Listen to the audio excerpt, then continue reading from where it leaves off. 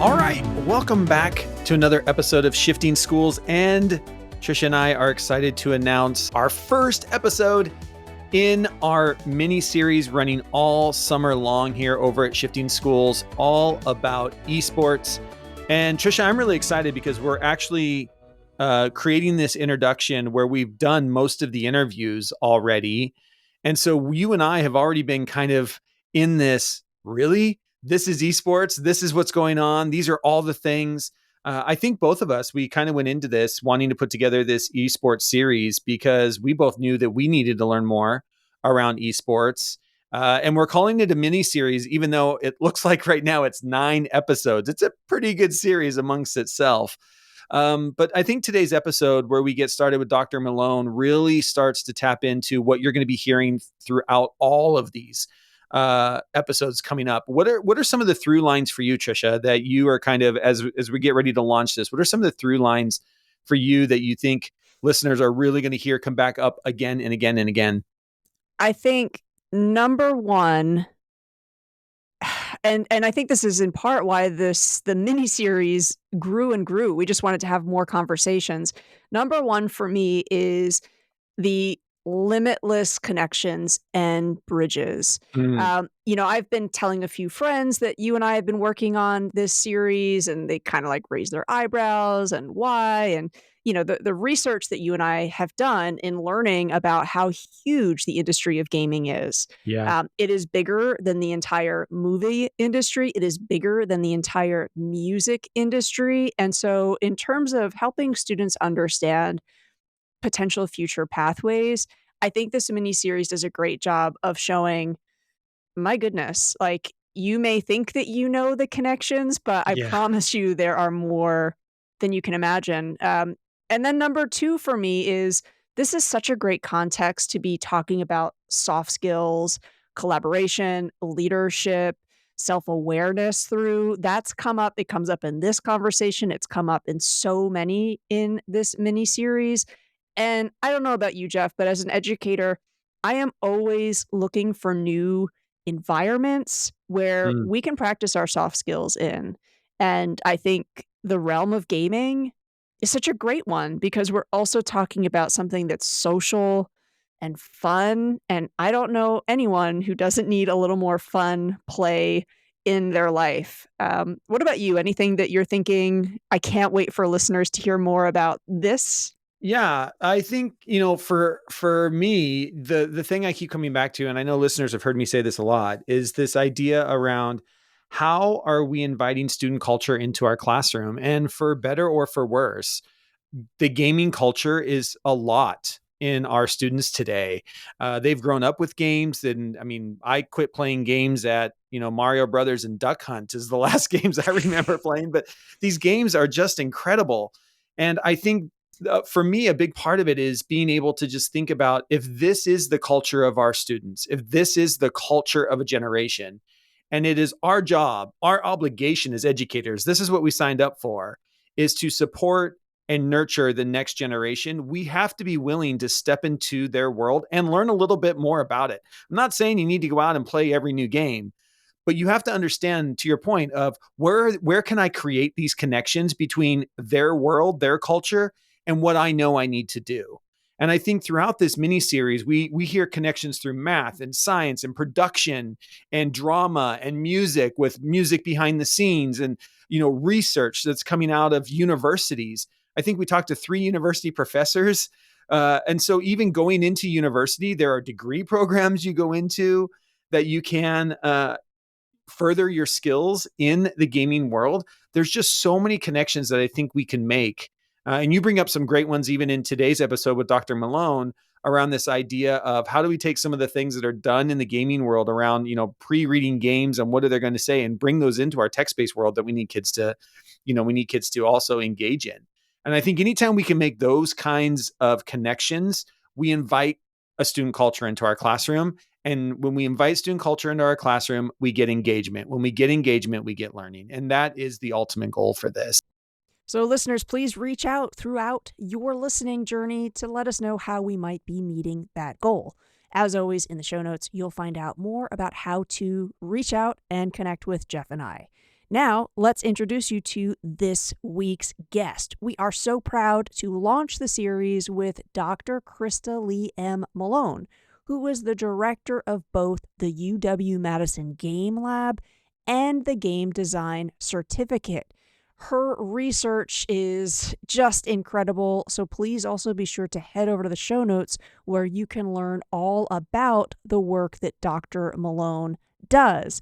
We're going to talk specifically about her work with the world of games and anthropology. So if you are thinking, what are some incredible ways to bring gaming into university studies? That's something that we're going to be digging into in this episode. We are so honored to be hosting Dr. Krista Lee M. Malone. And we're also very excited that we have a sponsor for this mini-series. A shout out to our sponsor. Here's just a quick spot about them. This esports mini-series is powered by DAIGON Esports, your key to unlocking esports potential at your international school. Elevate your international school with DAIGON, a partner that truly understands international education, founded by a team with over 30 years of combined experience attending, supplying, and working with international schools. DAIGON will help your school unlock the educational power of gaming. Unleash the game, unleash the future with DAIGON. Learn more and book a call today at DaigonEsports.com. That's DAIGON esports.com. All right, and with that, episode 1 of our esports series with Dr. Krista Lee Malone, director of the University of Wisconsin-Madison Game Lab. And with that, on with the show.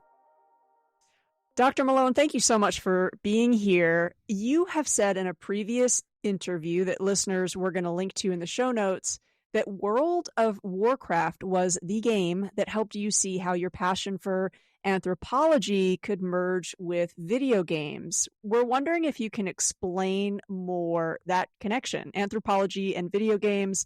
I think it's not typical that we think of those two things together, but that's kind of become like really the core of the work you do. So can you demystify what that bridge might be for our listeners? Yeah, of course. And thank you for having me. The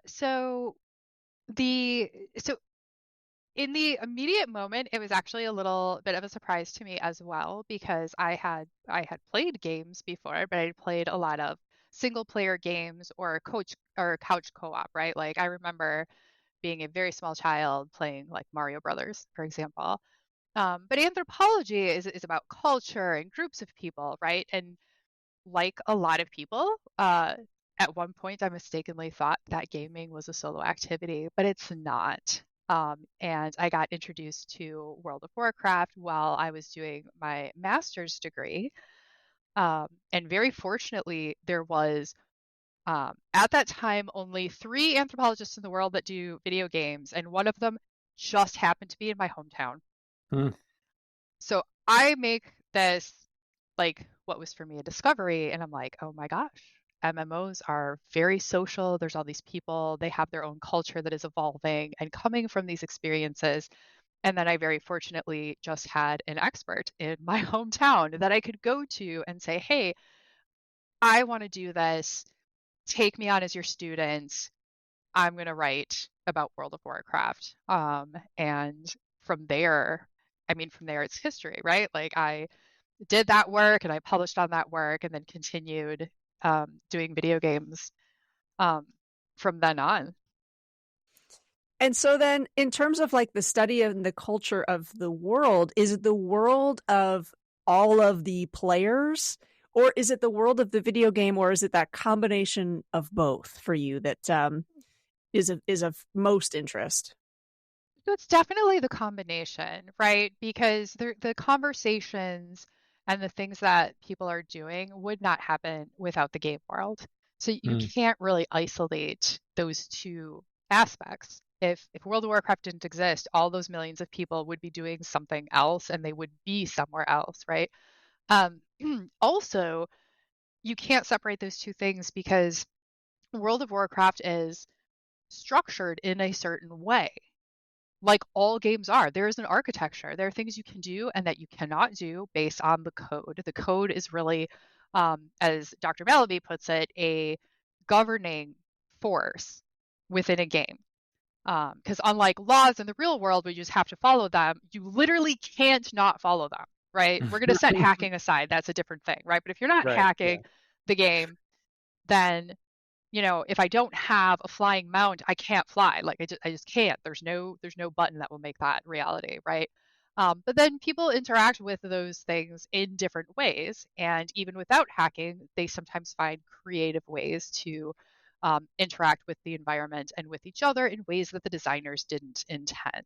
Mm. And so those two together really, not only can they not be separated, but that's where all the interesting things happen, because that's where you see these emergent practices and these new ideas about how people should interact and how culture should work or can work. Mm. I love that. That's so cool. And you're right. I never thought about that. The code is the rules, and what you can and can't do in a game. I really like that. That's got me thinking already here this morning. And one of the things we want to be doing with this mini series, one of our focuses with this mini series, is exposing educators and parents to the idea of what are potential future jobs or careers out there for people who go through programs like you have as the director of the UW Madison Game Lab. You're in a very unique position to talk about that. Can you maybe give a couple of examples of what studies in the game lab looks like and what goals those scholars have for their future after spending time in the game lab? Yeah, of course. So, I mean, the first answer, although probably not helpful, is there are so many jobs that are related to games, Yeah. and more than I think a lot of people even realize, because they are full-on businesses, right? You need marketing, you Right. need HR, you need the artists, you need the coders, you need the design, you need all of those things, right? Um, in the game lab and for our certificate program, we really focus more on design and a little bit on development. So we're really looking at kind of the core pieces of making a game itself. But in the lab, that gets expanded a little bit. So the lab is essentially designed to be a maker space, and Mm. different people use it in different ways. So occasionally, we do not hold classes fully in the lab, but sometimes for a specific week, I will bring a class in, or one of my colleagues bring in a class so that they can use what's available. Students can come in um, to use the equipment we have there. So we have things like a walk-on board for artists, and desktops, laptops with various programs that would be, um, I mean, mostly too expensive for one Sure. student to have all of that on their own personal PC, right? So they can come in and use these tools. And there's not just digital, we also have a ton, just like one big shelf of analog pieces, papers, meeples, dye, for making analog games and paper prototypes. Wow, And this cool. really gives a space for students and then also faculty to experiment with different ideas and to, bring to life the ideas that they are having. And it's a large enough space to cooperate with people also, right? So I was actually just in there yesterday because my office, for example, is great for just me if I am checking email, but the second I want to work with like even one other person, it becomes too small. And right now, just to give you an example of one thing that is happening right now in the lab is I have a group of students that I had been working with on a different project, like through classes during the semester, but they got together and decided to put in a proposal for a game jam that is run by Jennifer Ann's group, which is a charity. Mm. Um, and they are using the lab space to work on that and submit they were a finalist. So group, they're a finalist, and so they're submitting that game. Um, Hilariously, I don't know anything more than that because we have had to conscientiously not use the lab at the same time because I am a judge for this charity jam. So we have worked out that like normally it's just open and you can just come in whenever you want. But with this Right. particular group, we have had to communicate to make sure we are not there at the same time because I cannot know what they're doing Yeah. because we'll judge the games blind, of course. Yeah. Yeah. And so uh, a couple months from now, I will get to know what they are doing. But right now, all I know is that they are a finalist and they're using the lab and they are doing it on days I'm not there. That's pretty cool. As you know, our focus is on K-12 education, and our listeners are educators across the K-12 spectrum. As you kind of think about, you know, where you are and the things that you're doing in the game lab at UW-Madison, what are some things you think that educators, maybe even specifically middle school, high school educators, need to be thinking about with students today, knowing that there are all of these future jobs and different ways that you know, you can have a future in gaming after high school, after college? What are some things you think that educators really should have in the back of their mind as we are, you know, preparing the next generation? Um, yeah, so I feel like I have to have a shout out to my mom right here. So I was raised by educators. My mom, her sister, and three of my dad's sisters are all teachers. Wow. Um, yeah, so I've had these conversations actually. And I think that the things, the big talking points that I always put forward are, first of all, don't talk about games like they're a waste of time. Mm, They're not. There's a lot that can be learned in them. There's a lot that can be learned through them. And also, let's be real. If you tell a middle schooler that this thing that they love to do is a waste of time and they shouldn't do it, they're not going to listen to you anyways, right? That is a sure. losing battle. My mom specifically taught middle school. So, but Yeah. if you go along with it, right? And if you encourage it, but encourage it in healthy ways, there's so much Mm, that can be learned, right? So if you have a student who really wants to go into video games, I think the obvious answer is encourage them to learn how to code. Um, but then if they don't like coding, or even if for whatever reason they feel like that's not the end all be all, which is also fine, a lot of what makes games work has absolutely nothing to do with code, right? Like I mentioned before, you need the artists, you need the producers, you need the designers, you need a whole lot of people that do not need to know how to code. yeah. So actually, the reason I recommend learning a little bit about coding is if you're good at it, you can do that and then you can be the developer, and that's great. If you learn a little bit and you don't like it, at least you'll know enough that you can then talk to the coders. Mm, Because that can be important to know even just a little bit to be able to have technical conversations with the people you're working with. The other thing that I like to point out, and there are other people in the space that also talk about this, is when you look at things like MMOs specifically and also esports specifically, you're also learning a lot of social skills. You're learning about mm, teamwork, you're learning about leadership, and depending on the space you're in, you can be learning good habits or bad habits, right? I'm not going to pretend that all of the spaces are, perfect.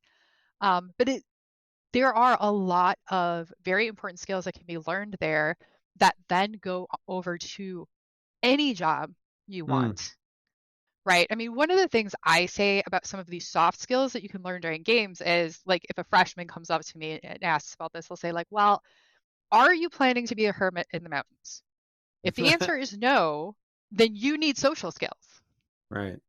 right? You're gonna work with other people. Like there's very few people that can like function in a capitalist society locked in a room by themselves. I mean, even right now, I'm alone physically, but I'm interacting with two other people, right? And these are our skills that can be learned through games, which, let's face it, is a lot more engaging than, sitting down and trying to learn it like, I don't know, having someone lecture at you about being about Yeah. how teams work, right? Like that doesn't work very well, but you can practice it and you can learn it in a game that then doesn't feel like work. It doesn't feel like you're Mm, learning because you're enjoying yourself. yeah. Is there any research, and I'm just asking because maybe I figured you would know if anybody, but is there any research out there on this idea around learning to collaborate in and through games and gaming, and those people then becoming leaders of project managers or leaders of groups in the, quote unquote, in the rest of your lives or in the real world? Like, is there is there any kind of correlation between the overlapping of the skills that we see you creating, when you are leading your World of Warcraft being the game, where you're leading a tribe, and then you come out and you're using those same skill sets in your work as well? So yes, with the caveat of that, that gets hard Yeah, to track, like most soft skills are. One thing I've sure. noticed in this type of research, or even besides the research, when I talk to industry professionals, they know when soft skills are missing, Mm, right? Or when they're like trying to hire and whatnot, they'll see when soft skills are missing, but a lot of times it's hard to pinpoint exactly which one is missing, or exactly how to sure. fix it, right? And that's why we call them the soft skills, right? It's not like Right. math. You can add 2 + 2 or you can't. There's no Right. fuzziness there. Um, so a lot of the research doesn't, a lot of the research that I know of does not have a very clear-cut answer to your question, but it Mm, lends information to your question. And some of that dates pretty far back. My first publication ever, which was in 2009, was on DKP points in World of Warcraft. And it was published as an economics paper, but maybe I should say DKP stands for Drake and Kill Points. It's like a microeconomic system within an MMORPG. Um, but my point to that paper, because I'm not an economist, was how this system was used to um, create loyalty and group cohesion. mm, So talked about how the leadership decided that this was the method they were going to use to keep everyone in line and to keep everyone invested and working together. And the system is basically designed so that, yes, of course, you can have people who are just trying to go what's best for them, but the everyone benefits more from these systems thinking about the team as a whole. mm, Um, so that is one example.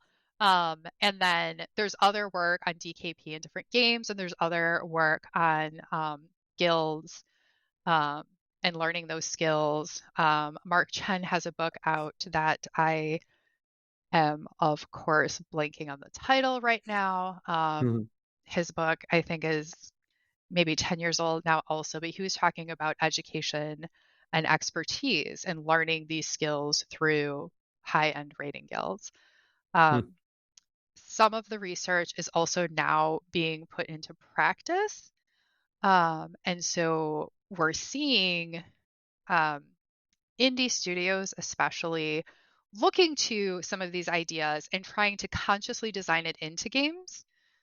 Whereas earlier, it seems like some of this was happening accidentally, some of it was like legacy from analog games, but now there's this push toward pro-social games and to educate. A lot of people are calling it educational games that are not educational, mm, right? So you're going to learn these soft skills, and they're consciously designed with the idea of making it so the student doesn't necessarily notice.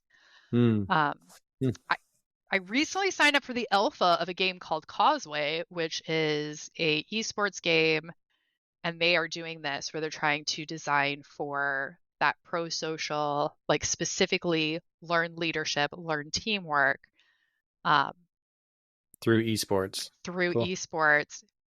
You know, their alpha is not ready yet, so I don't really know how that's going to go. Right. But that is definitely in line with the trend I am seeing right now. We'll get back to our interview in just a moment. But first, I want you to imagine this. It's 4:05 p.m. on a Thursday afternoon. As you're walking down the hall, you can hear a buzz of excitement coming from the computer room a few doors down. You pop your head through the door, and you find a group of students all huddled together, engrossed in what seems to be a team strategy session. Leading the session in the middle of the group, you recognize a student that you might have never pictured as a natural leader before. They're preparing for an upcoming esports match against another international school from a neighboring country. This story began with two former international school students, Elliot and Jonas, who shared a love for gaming. From separate continents, they connected, gamed, and dreamed. That dream is DAIGON Esports, Along the way, they met David and Gary, who previously founded an activities management platform and worked with over 500 international schools across 60 countries for many years. Together, the DAIGON Esports team is not just ready, but raring to bring the excitement of esports right to your campus and help your school write its esports success story. DAIGON delivers a secure, structured environment for your students to passionately pursue gaming. They offer an exhilarating yet educational experience within a closed, secure network tailor-made exclusively for international schools. Whether you're just exploring or ready to set up your own esports club, DAIGON has you covered. From enlightening staff about esports to aiding in positioning an esports team as a tangible option, DAIGON serves as the one-stop solution for all your esports needs. If you're keen to bring esports into your school sphere, there's no better partner than DAIGON. Visit DaigonEsports.com to discover more and book a free call to discuss your school's esports journey. DAIGON is here to guide and support you every step of the way. And once again, thank you to DAIGON for sponsoring this esports miniseries here at Shifting Schools. I also wanted to take a moment to remind you of our 3-month generative AI cohort we have starting this August. Generative AI tools like ChatGPT are changing the educational landscape, and we know our listeners are eager to take their teaching practice to the next level. That's why you listen to podcasts, to learn and be a better teacher. And that's why Tricia and I created the 3-month generative AI cohort. Now here's what you get. From August to October, for 3 months, we're inviting you to embark on a transformative journey with our 3-month generative AI cohort. Immerse yourself in a world of AI-powered education, unravel its wonders, and unleash its potential right in your classroom. We will be holding a monthly live webinar that will be tailored to your unique questions and needs, providing live interactions that support you and your learning journey. Each month, you'll receive a generative AI resource ready to implement in your teaching, pushing the boundaries of traditional methods and engaging students in the learning process while building skills they will need for the future of work. We will keep you updated with the latest news and development in the AI landscape, plus share a curated list of new innovative AI tools to keep you at the forefront of educational technology. Our goal is to geek out on AI so you don't have to. Explore new and time-saving integrations with our monthly AI-powered prompts designed to spark innovation and invite experimentation with your students in the classroom. And of course, you will be able to connect, collaborate, and share what you are trying and how it's going with your cohort peers and have unlimited access to Tricia and I through our dedicated Slack space. But here's the catch. We are limiting this cohort to just 50 participants. This is to ensure that we can meet individual needs and offer personalized learning experiences to every one of our members. So don't delay. You're going to want to be a part of this cohort. Enroll today and ride the wave of AI-powered education with Shifting Schools. All you have to do to register is go to shiftingschools.com to secure your spot. And remember, all podcast listeners can save $25 by using the code SSPOD25 at checkout. That's SSPOD, SSPOD 25 at checkout. Thank you for that, and we hope to see you in the cohort. Now let's get back to our conversation about esports in education. You also, of course, direct the game design certification program, and part of the description, and again, listeners will be sure to link to it in the show notes, part of the description for that pathway says that understanding game design is also an important opportunity for learners to engage with making positive social change. Can you talk more about that part of the learning journey? Because, something else we're really trying to do with this mini series on gaming and esports is, I think, debunk some of the myths or disinformation that's out there about gaming being, as you said yourself, some folks will just refer to it as a waste of time. And clearly your game design certification is really, I think, flipping that kind of myth or misinformation on its head. So can you explain for folks who are scratching their head and saying, how does that work? Yeah, of course. Thank you for asking. So yes, the program was set up before I was hired. Right. So I was not a part of the decision-making processes for that. I basically was hired for the first year it went live. But the idea there is very similar to other art forms, actually, right? So if you like take movies, for example, you also have something like documentaries, or even historical fiction, right? So you can have a movie like Schindler's List, which was not presented as an educational movie, right? But there's a lot that you can be learned from it. I have no idea why that was the movie that came to my brain right now, but it was. And same thing with TV shows, right? You have things that are entertainment. You have also documentary series, um, you know, books. You have, your dime store science fiction, and you also have textbooks and whatnot. And games are really no different. So yes, you have games that are, commercially made for commercial purposes with the idea of being just for fun. I would argue there's still things to learn from them, but that wasn't their intention, right? Our program focuses on doing this intentionally. So rather than accidentally learning something, because you could argue that you accidentally learn leadership from esports because, and I call it an accident only because the companies they're not educational companies. That's not their goal. So we're trying to do this intentionally. So a lot of them are focusing on, I'll give you some examples of published games. So if you look at the work of, say, Nicky Case, you can find his work for free on itch.io. He has one game called Coming Out Simulator, and it's great. And it is what the title says, right? So it kind of takes you through this story of coming out of I think he's supposed to be like a teenage boy at the time, like the teenage boy trying to come out to their parents, right? And that experience and what that was like. There's another game that I think is brilliant, especially for the age that we live in, that is called We Come What We Behold.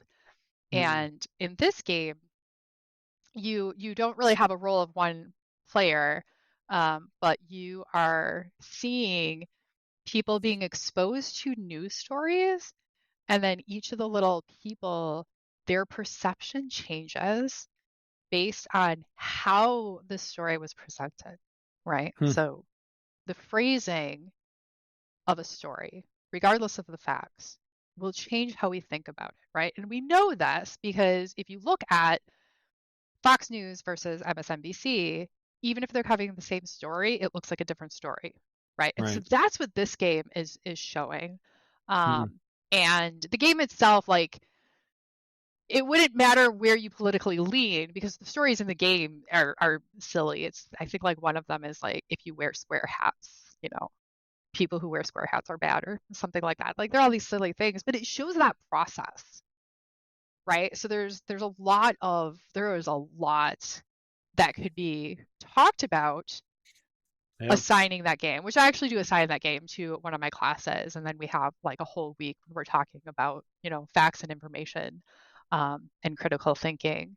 And that's what we're talking about. When we talk about like serious games, when we talk about what we are trying to promote with these pro-social design behaviors, I'm trying to get my students to think about these games and design these types of games.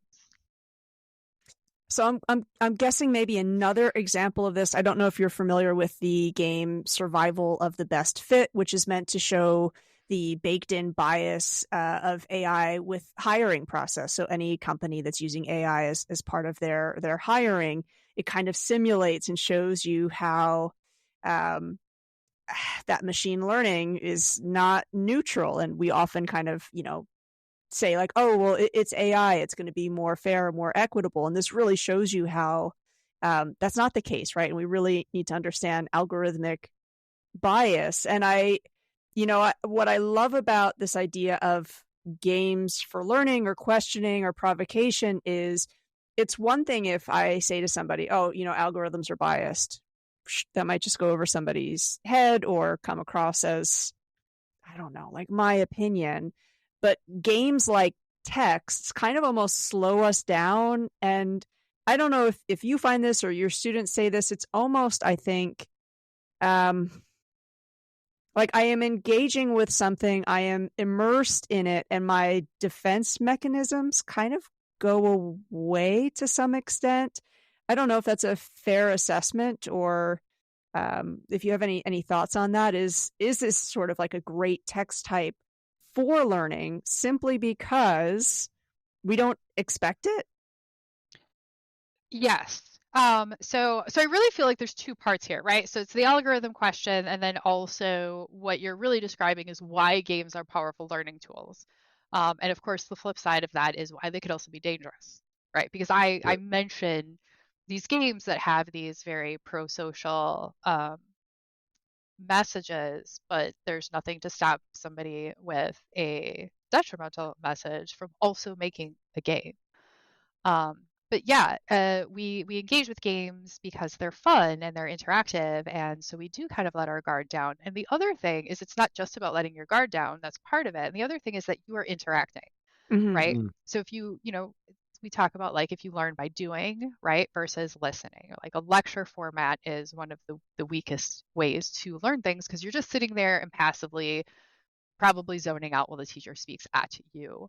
Whereas in a game, you are interacting, you are making decisions, you have to pay attention at a higher level, right? Like if the student falls asleep during class, chances are it's not the end of the world. If they're doing it every week, maybe, right? But if you fall asleep once during class and you miss something, you're probably fine. But like in the middle of the game, that's not going to happen because you're not going to be able to make the next move if you dozed off, Right. right? Like I've had that happen. I have dozed off playing games and then I have to literally go back to the last save because I can't function not knowing what I missed, right? So yes, you have that immersion, you have that that your guard is down, you have that you're not even realizing that you're putting this work forward, and all of that contributes to it.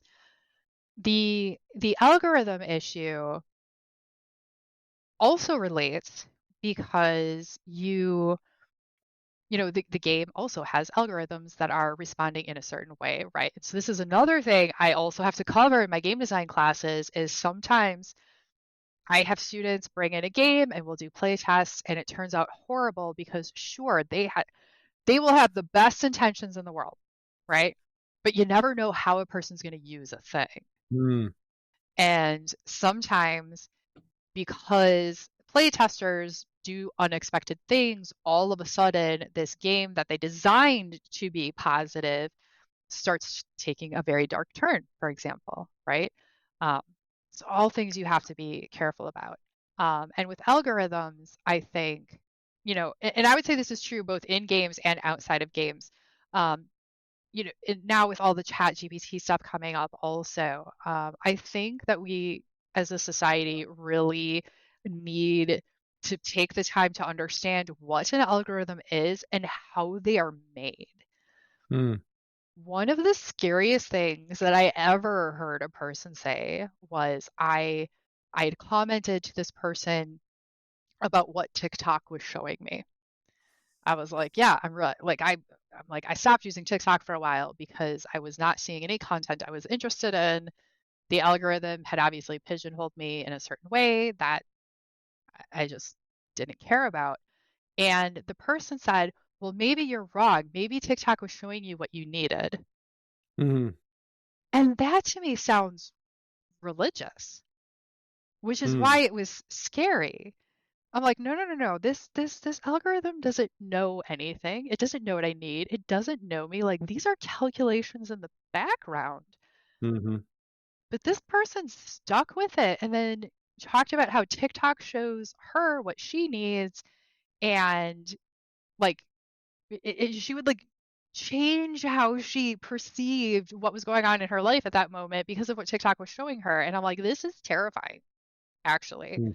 Like this trend of algorithms kind of taking this like religious understanding on, and she is not the only example of things I have heard.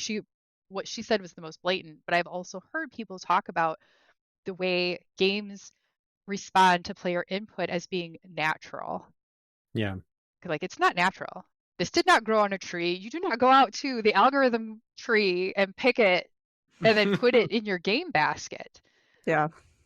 right? We need to be aware that human beings make decisions, they write that code, and they make it behave in a certain way because of how they want it to work or because how of the way they see the world. But that is not the only way. It's not the most natural way, and it surely is not looking out for you. So I'm wondering That's then with such your game design work, like what you're talking about is almost like both sociology and psychology. Like when you're talking about understanding human decision making, are there other links like to game design? We just want to make sure that we're helping our K-12 educator audience understand if your student is interested in this field, maybe also help them understand there's a really great bridge into the gaming industry, which I'm going to repeat this fact because I was not aware of this. And it's incredible to think that, I think of like Hollywood and the film industry as like the biggest of the media industries. And it isn't, it's gaming, right? Like Mm-hmm. that's incredible. So anyway, I'm just wondering, are there any other links that you're thinking K-12 educators should be aware of if your student is showing interest in this field? Just let them know, like, actually, there's a really clear link with that field and game design. Um, yes, I'm not sure if there's actually a question there, but like I agree with everything you said. Um, yes, there are links. I think maybe the easier thing to do, and this is something I have done. For example, I mentioned my mom was a teacher. And I would go to her school. They would have what do they call it, like job days, Mm-hmm. right? Sure. Yeah. And so I would come in and I would talk about like all of the different things that relate to gaming. And like you mentioned, it's not, even if you have an interest in gaming, there are so many ways that can be incorporated, even if you are not in gaming directly. So there are also games being used now in like therapy for kids and adults and for like PTSD with the military. Mm. So, if you have a kid who's like, I'm really interested in psychiatry, but I am also really interested in gaming, that would be, one avenue. Um, and yeah, I think actually that statistic of how big the gaming industry is an important one because I think that um, for some reason, and I'm not entirely sure why, a lot of people do not think about where their games come from. And I get that because when I was in high school or when I very first started undergrad, it never occurred to me to work in games. It Mm. was never an option before me, right? It was everyone's like, be a doctor or a lawyer or something. I don't know. I was good in science, so people are just like, oh, you should be a doctor. But a doctor is a very obvious career choice, right? Because you're there and you see them and your day-to-day life. But even then, you have surgeons that train in like simulators, which are basically just more serious games, right? So there's a connection if you want to do medical school and game design right there, train surgeons. Um, Mm. So I guess that was a long way of saying, if there's a university near you, or even if there's not, like, call them up because a lot of professors or go on social media and like hit up the person who is doing community management for a game and ask them to come talk to your class. Like the Mm. number of people who are actually really cool with coming to visit a class and have a conversation is pretty high. Um, I know I have had industry professionals come in. They are always happy to come in and talk to my classes. I know from my perspective, when I have gone into high schools and middle schools to talk about what I do, like I enjoy that. I like what I do. So if somebody, calls me up and says, hello, would you like to talk about what you do for an hour? I'd be like, yeah, that Mm. sounds great. I Well, love that. And I just, well, and there's, to your point where you said, where do games come from? My number one answer in my head was like the App Store. That's where they come from. We don't think about everything that goes in the background, right? You download them to your Xbox or you download them to your phone, and that's it. That's where games come from. We don't Mm-hmm. think about all of these things that go in the background, and art. And I'm excited to get this, this esports mini series started and be thinking about all of the ways that there are these connections to we need to be thinking of, because it is a huge industry that I don't think we focus on very much inside of K-12. And yet we know that esports in K-12 is becoming a bigger thing. Here in my home state of Washington, it is now actually an official sport like football, basketball, baseball, esports. And that is continuing to be a thing. And there is a reason for that. There's probably a better chance a child's going to be esports in middle school and have a career in esports than be a football player in middle school and have a career in football, right? And so I just think the way that we look at these and the way that we need to change, I think, as an adult, as a 46-year-old adult, change my mindset around this idea of what games are and what they can be for a generation that really finds them useful, helpful, and inspiring. And I think that to me is one of the goals of doing this mini series as well. So Trisha, how about you? Well, I'm just thinking too, my background as a lit teacher, the world of video games has changed so much. And, your example, World of Warcraft, we have these incredibly rich texts that are culturally relevant for students to be talking about. As you were talking about, like even the play testing, I feel like a read testing, a sampling of some of these games is such a great way. I mean, what you were talking about in terms of some of the artistry of these games, what a great way to talk about tone, mood, what a great way to talk about metaphor. So I just, I really appreciated you coming on the show to share your background and again, making that bridge between anthropology and gaming. I think there's a lot more connections for us to make. And it's wonderful that, again, folks like you are sharing your work. And again, I know that you're very active on Twitch as well. So your idea about reaching out, asking for somebody to come in as a guest, it's a great reminder. If your class, if you've got a bunch of students who are really passionate about video game, what have you done to support that interest, right? Reach out to folks and let them tell the story of how they've made their pathway. And I don't think that you're going to tell me that I'm wrong on this, Dr. Malone, but like you seem so happy in the work that you do. And I think that's like presenting young folks with the example of folks who find their work to be so rewarding and truly tap into something they're interested in. I think it's really important that we are showing them like adulthood could be a great thing. Yeah. Yeah. Yes, you are right about everything. And, the only thing I tell like younger students or when I do guests is, are there going to be aspects you don't like? Of course, like the paperwork is still a part of my job and it's not my favorite part. Right. But, that is worth it because there's purpose and meaning for me in the work that I do. And that is what I have read in psychology papers. It will make you happy in your job. So apparently that is the secret sauce. Well, yes. we're glad that you found it and that you've come on the show to share it with our listeners. Dr. Malone, thank you so much. Listeners, links to learn more about this work that's making Dr. Malone so happy will be over there in the show notes. And who knows, maybe you'll hear back from some of our listeners who would love a virtual visit from you to connect. That'd be great.